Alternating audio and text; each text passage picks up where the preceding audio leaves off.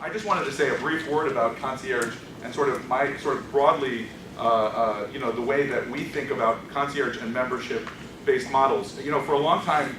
when we were approached by doctors about whether they should either join an existing Concierge model or start their own, there was an attitude that we would see that of suspicion around Concierge, right? The Medicare program has not always loved the model. There's a perception out there that it's a model that's very narrow for a specific zones of the country where there are people, where there's enough affluence to support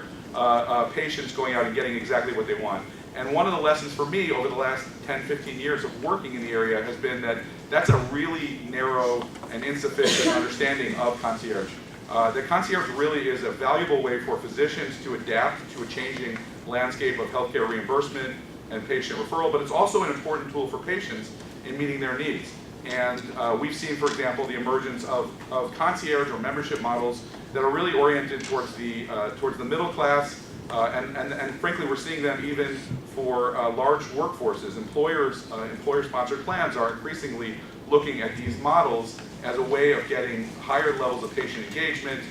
better client service, which has not been a hallmark of our healthcare system. And so I think that Concierge is really, in some ways, it's been a misused term, and one of the takeaways that I hope comes from today's program and our future discussions is really how relevant membership-based models and Concierge concepts are, not just to practices that happen to have high affluent patient bases, but also to a much broader range of folks, and frankly to a much broader range of provider models, which I think Nancy will speak to.